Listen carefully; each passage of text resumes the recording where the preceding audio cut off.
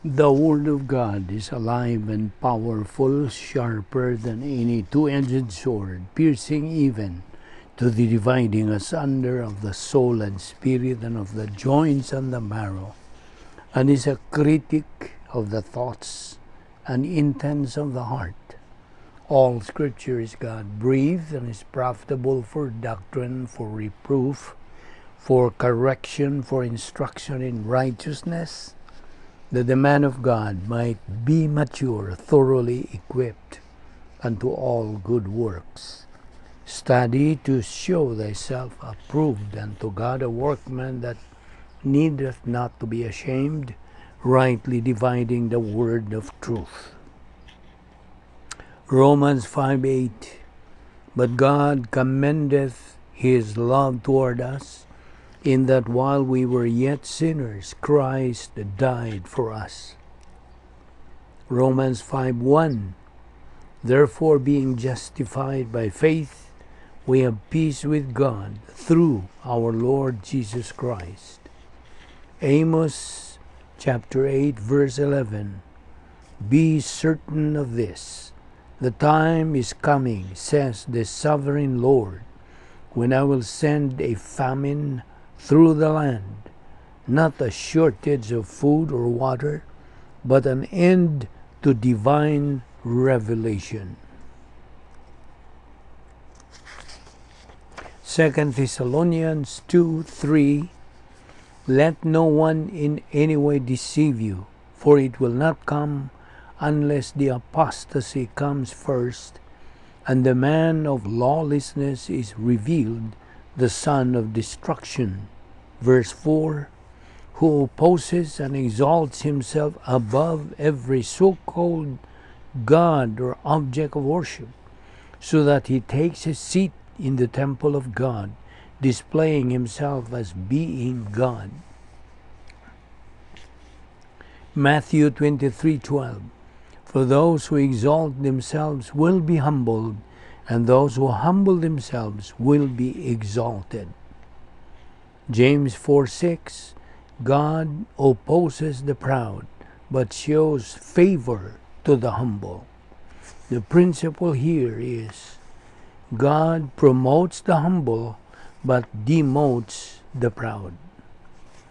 Before we start our Bible study nining adlaw, gikinahanglan ang atong pagsusi sa atong tagsa-tagsa kakalag. Kung na pa kita mga salang naibilin, kini kung dili nato isugid nato sa tubangan sa Dios nga mahanden, mahimo lamang kinimbabag sa atong pagabuhaton nga pagtuon sa pulong sa Dios. Busa atong gamiton karon ng 1 John 1:9 nga nagkanayon sa in English, if we confess our sins, God is faithful and just to forgive us our sins and to cleanse us from all unrighteousness. Nawalang kanimo higala nga dili pa Kristohanon ang imong buhaton, dili ang pagsugid sa mga sala, kundi ang imong pagtuo, pagdawat kang Ginoong Kristo, ingon nga imong personal nga Dios ug manluluwas.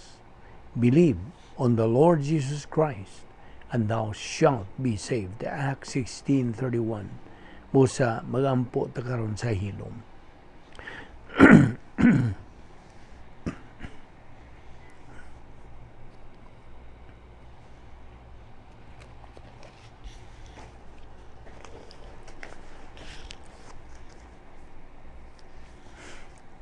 Let us pray. Bala na mga Dios, nagapasalamat kami kanimo ni ining lain na sa mga higayon sa among pagpadayon sa pagtuon sa imong pulong. Salamat.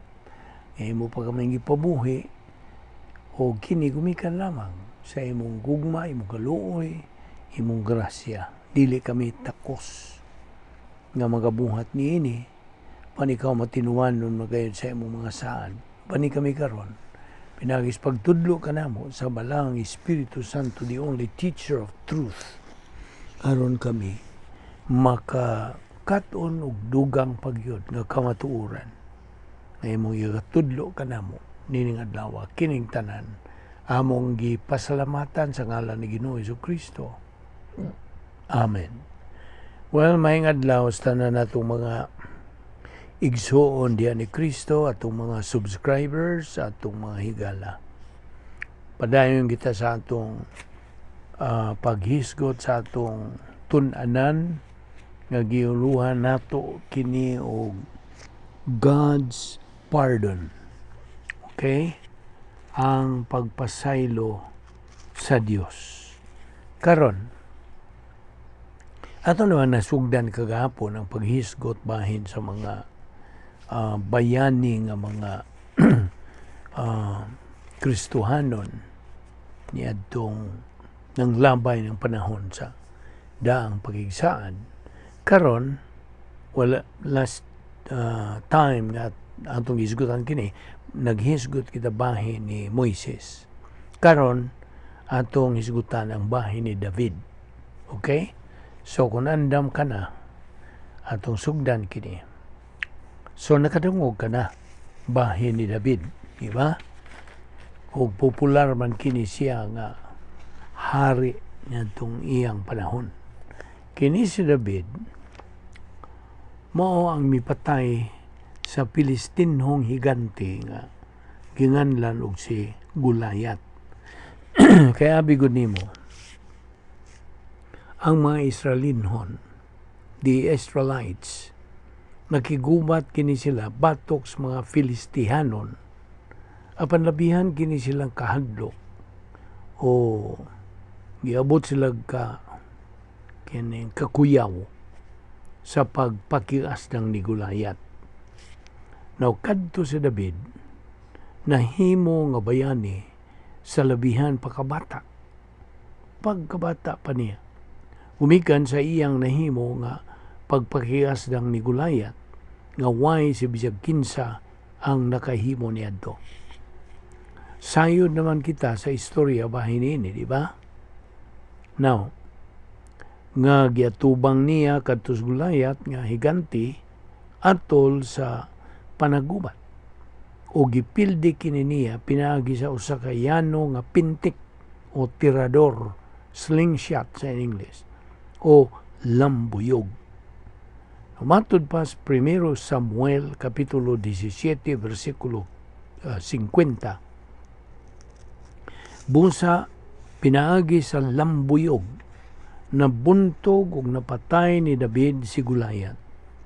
Si David walay dala nga espada. Ug tuod kining mao nga David nga gihisgutan ta dinhi, eventually nahimong hari sa Israel.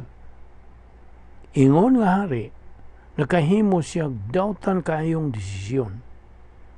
Gidaog siya sa kainit sa iyang pagbati o pagpakighilawas, lust, ngadto sa usa ka matahom nga babae.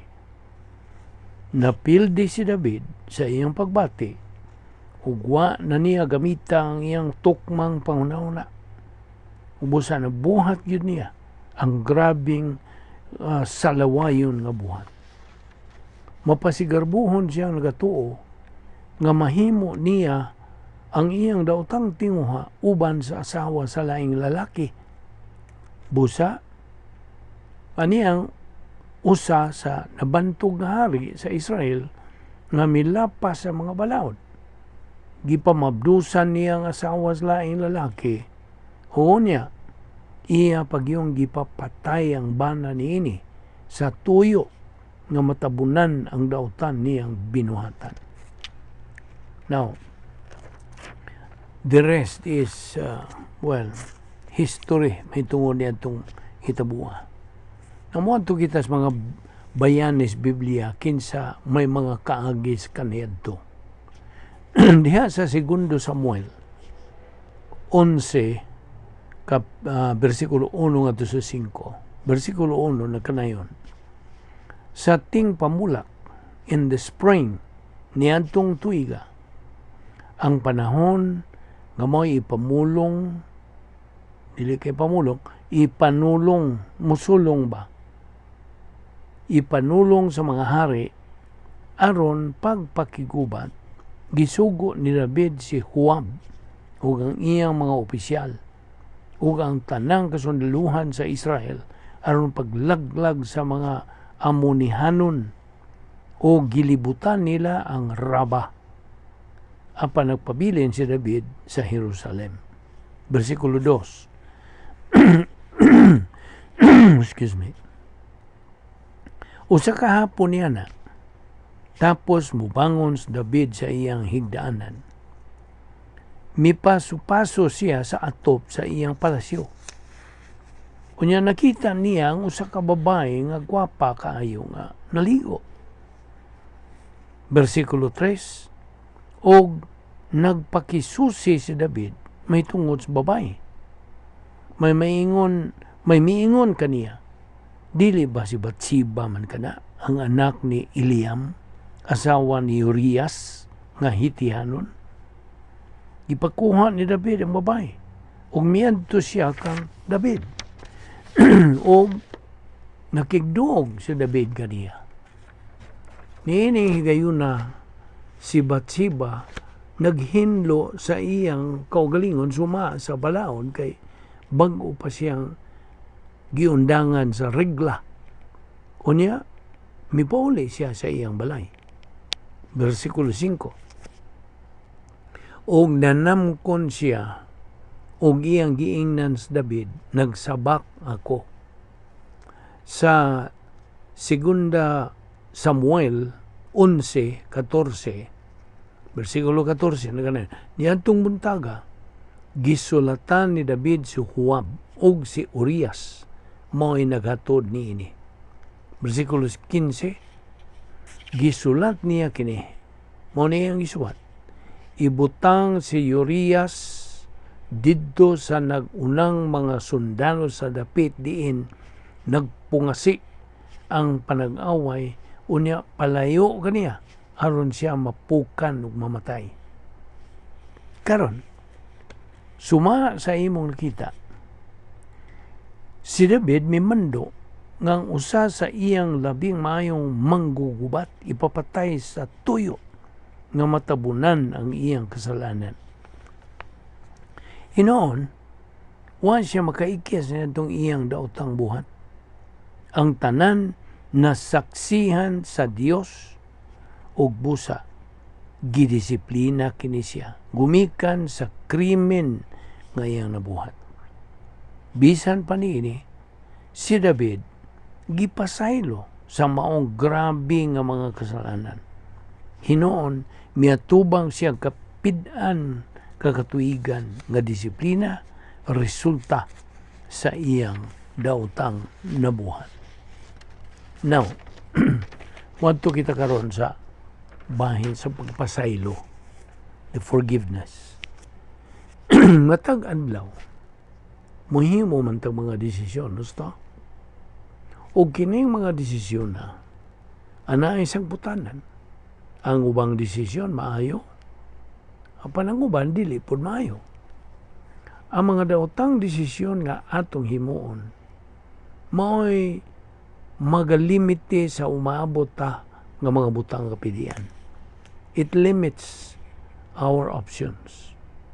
Ang kinagrabihang desisyon nga himuon ni bisan kinsa, mao ang desisyon sa pagdili, pagpanumbaling sa pasayloan sa Dios nga gitanyag pinagi kang Ginoong Jesucristo.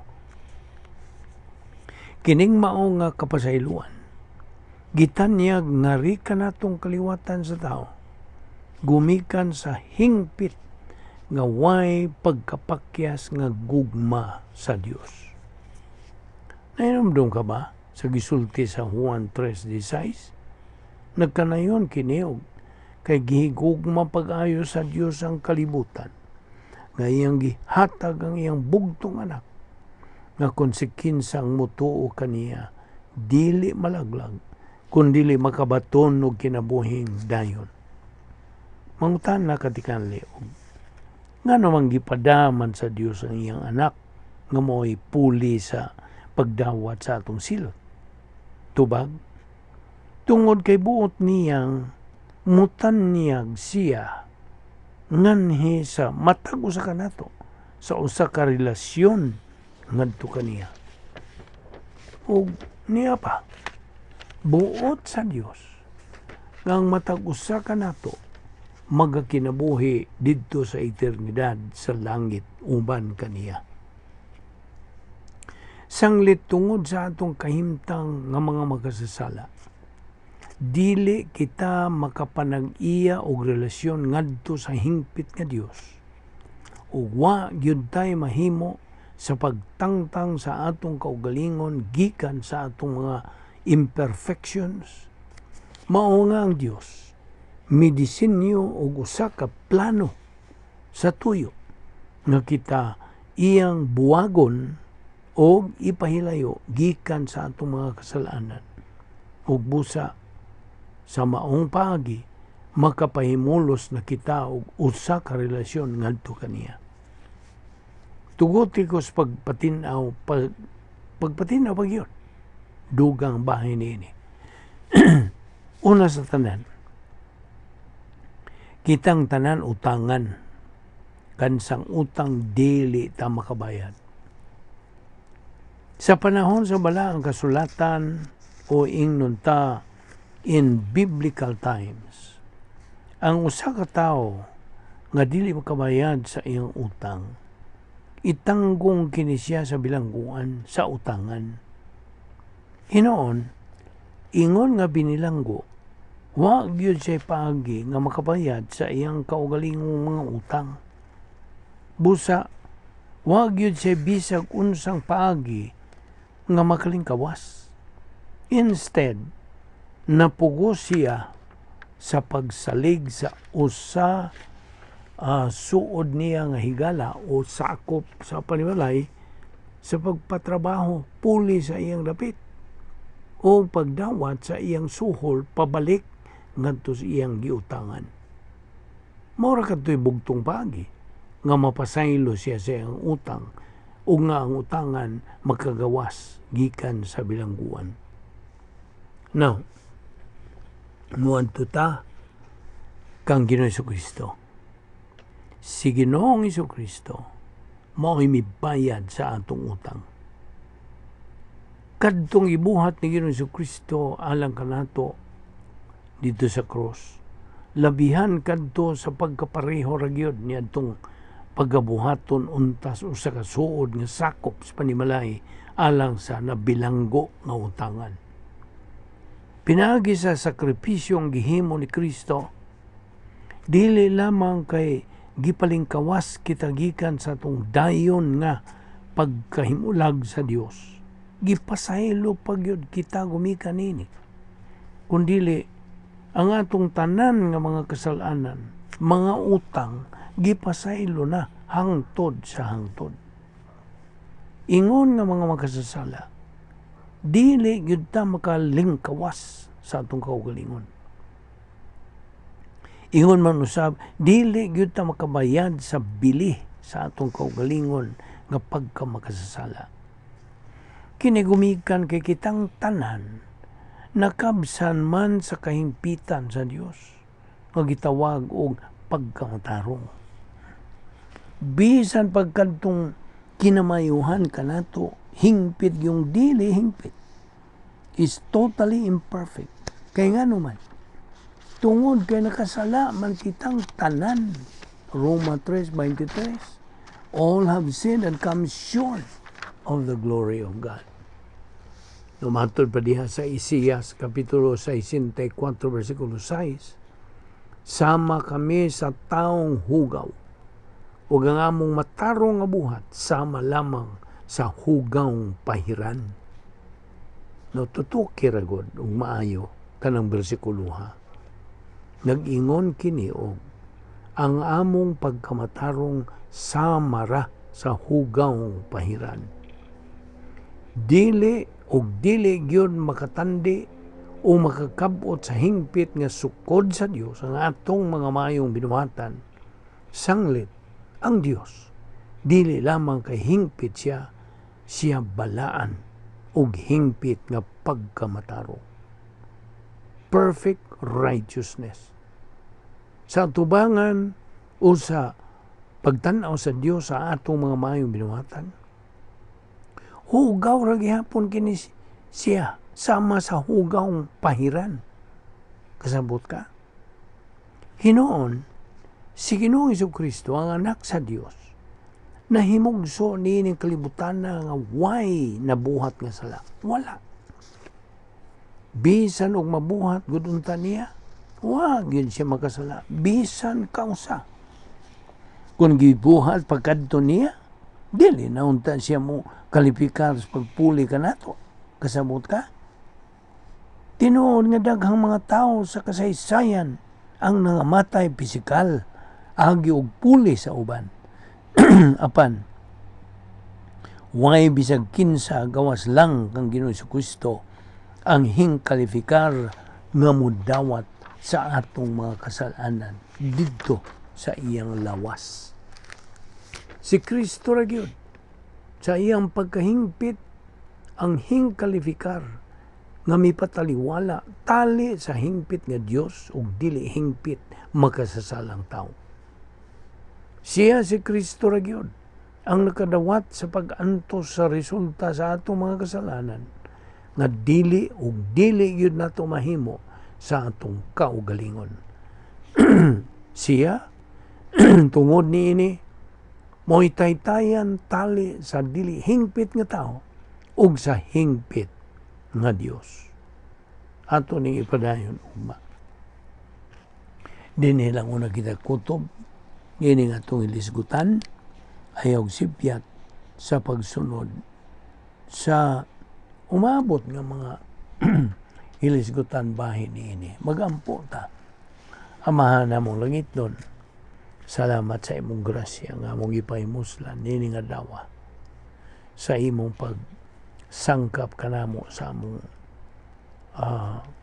panginahanglan, apil na ang among concentration, pagtutok, pagpunting sa among nauna diya si imong ginatudlo kanamo. Salamat nini nga dawa sa ngalan ni Ginoong Jesucristo kining tanan among gipasalamatan. Amen.